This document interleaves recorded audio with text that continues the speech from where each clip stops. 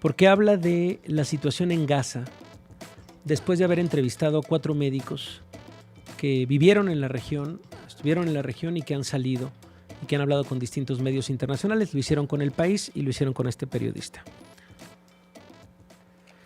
Dice el texto de Luis Carlos Pinzón: lo más desgarrador de salir de Gaza es la velocidad con la que se pueden ver dos mundos distintos. Del lado gazatí, donde empezaron su camino 4 médicos que este jueves hablaron con El País, los huesos no se curan y las heridas no sanan. Las infecciones abundan por doquier, mientras los cuerpos desnutridos de los palestinos sufren las consecuencias del férreo bloqueo impuesto por Israel, que permite una entrada muy limitada de comida al enclave.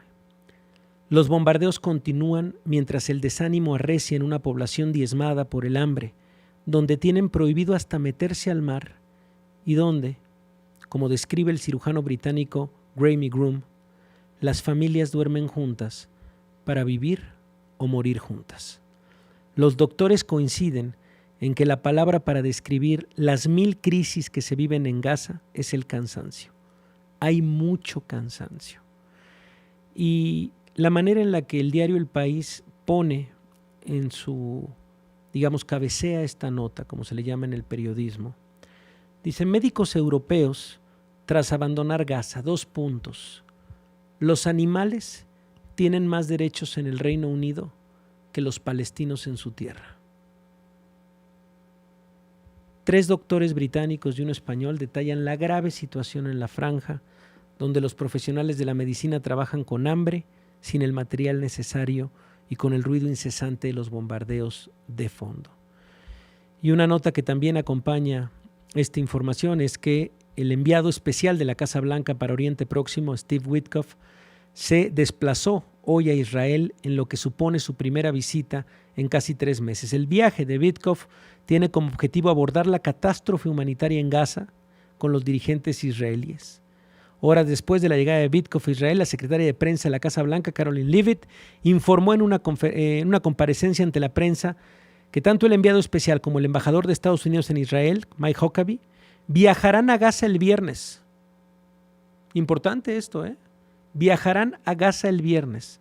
Según ha detallado la portavoz, su misión será inspeccionar los puntos de distribución de alimentos y trabajar en un plan para entregar más comida, además de reunirse con una representación de la población local para escuchar de primera mano esta grave situación sobre el terreno.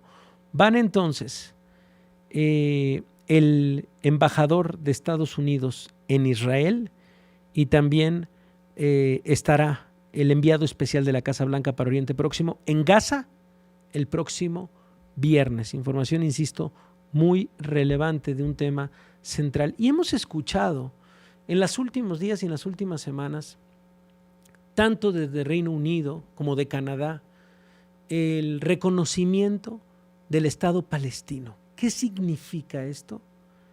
Es tema de María José Ursúa. Oyes Risco. De vuelta al mundo con María José Ursúa. Está con nosotros la internacionalista académica del ITAM, la doctora María José Ursúa. Querida María José, ¿cómo estás? Qué gusto escucharte esta tarde. Hola, querido Javier, un gusto saludarte a ti y a tu audiencia. Mira, luego damos por hecho muchas cosas, pero me parece que tu sección se ha encargado, María José, desde hace mucho tiempo en eso, en educarnos también, en que es bastante didáctica. Y los medios de comunicación decimos la nota, pero nos falta muchísimo contexto y explicarlo.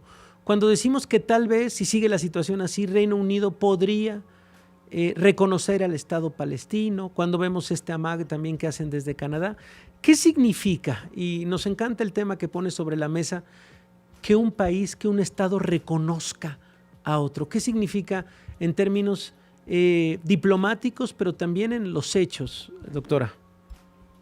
Gracias, Javier. Sí, bueno, como mencionabas, Canadá, Reino Unido han anunciado que potencialmente reconocerán al Estado de Palestina en septiembre. También lo anunció hace unos días Francia y también Malta. Y este reconocimiento se va a dar, por cierto, en el marco del 80 aniversario de la ONU, en el 80 periodo de sesiones de la Asamblea General de la lugar en septiembre. Y creo que es interesante detenernos en esto que mencionas, que es qué es el reconocimiento internacional de los estados. Bueno, el reconocimiento internacional de los estados es una decisión política, de política internacional, que tiene implicaciones políticas. ¿Quién puede reconocer a un estado? Otro estado que reconoce al estado en cuestión como su par, ¿no? Y un estado, ¿qué es? Un estado, bueno, en derecho internacional existe algo llamado los criterios de Montevideo, Ajá. que están contenidos en la Convención sobre Derechos y Deberes de los Estados de 1933, que delinean justamente qué es un estado. Y de acuerdo con estos criterios, un estado es una unidad soberana que tiene 4 cosas. 1, una población permanente. 2, fronteras territoriales definidas. 3, un gobierno. Y 4, la capacidad de conducir relaciones internacionales. Y entonces estamos ante la pregunta de si Palestina cumple con los criterios de Montevideo. El argumento a favor de que sí es que pues, Palestina tiene una población permanente que se identifica como Palestina. Tiene fronteras territoriales, las cuales sin duda se encuentran en disputa, pero ello se debe a la ocupación israelí en Gaza, Cisjordania y el este de Jerusalén. Pero se encuentran definidas de acuerdo con tratados internacionales y decisiones de órganos internacionales. 3, tiene un gobierno, es un gobierno débil y que no tiene control de todo el territorio, pero es un gobierno, que es la Autoridad Palestina. Y 4, tiene la capacidad de celebrar acuerdos con otros estados y algo de conducir relaciones internacionales. Y debo decir que hay quienes buscan hacer el argumento de que Palestina no cumple con estos criterios. De hecho, hay un grupo de abogados británicos muy conocidos que acaban de enviar una carta pública al abogado general del Reino Unido tras el anuncio de su gobierno de potencialmente reconocer a Palestina, haciendo el argumento de que Palestina no cumple con estos criterios. Y en realidad es un argumento un poco miope, porque hay que reconocer que el reconocimiento internacional, como mencionaba, es una decisión política antes que jurídica. Se puede y se ha reconocido estados a pesar de que alguno o algunos de los criterios de Montevideo estén en disputa, incluido, por ejemplo, el caso histórico de Israel en 1948. Y pues es importante decir que además reconocer un estado contribuye a la efectividad del gobierno y a la capacidad de conducir relaciones internacionales y por ende al cumplimiento de los criterios de Montevideo. Es decir, no es una cosa estática, ¿no? Sino que al reconocer a un estado también estás contribuyendo a que el Estado realmente sea un Estado funcional. Y pues es una decisión política en un momento crucial, ¿no? Debido a la crisis humanitaria en Gaza, y creo que el texto que leías al inicio de la sección es muy representativo de lo crítica y qué es la situación y cómo los ojos del mundo deben estar en Gaza en este momento. Es el reconocimiento del derecho de los palestinos a la autodeterminación en un momento muy crítico. Es la forma de avanzar en la solución de 2 estados, que para mi gusto es la única solución viable y perdurable al conflicto en la región, y para ello no puede desaparecer el segundo estado. Y es una decisión simbólica que eleva la presión a Netanyahu, pero que también hay que reconocer que difícilmente altere la crítica situación actual, al menos en el corto plazo, que es lo que necesitamos para hacer frente a la crisis humanitaria. Esa es la pregunta, yo creo que se decanta toda la audiencia, es, bueno, ¿esto cambia de alguna manera la realidad? ¿Por qué? Y es tal vez un par de preguntas desde el auditorio, decir, ¿por qué se opone Israel a que distintos países reconozcan el Estado palestino? Que también, insisto, son preguntas que seguramente se hacen los radioescuchas de manera muy frecuente cuando nosotros como medios informamos esto. ¿Qué respuesta le daríamos, María José? Yo diría que, por un lado, le da herramientas tanto a Palestina como a la comunidad internacional para hacer frente a las violaciones que comete el Estado de Israel, ¿no? Como por ejemplo, Israel ocupa partes del territorio palestino en Cisjordania.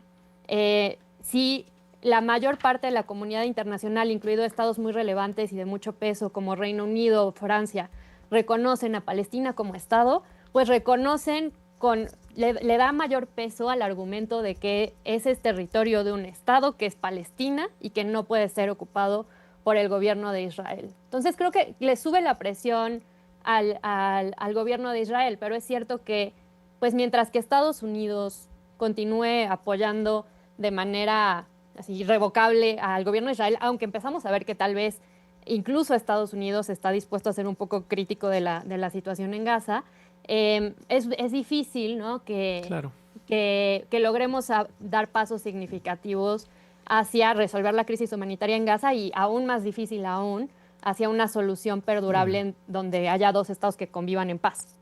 Bueno, pues María José, de verdad gracias por la explicación. Para nosotros era necesaria justamente esta traducción para nuestro público. Gracias, María José, te mando un abrazo.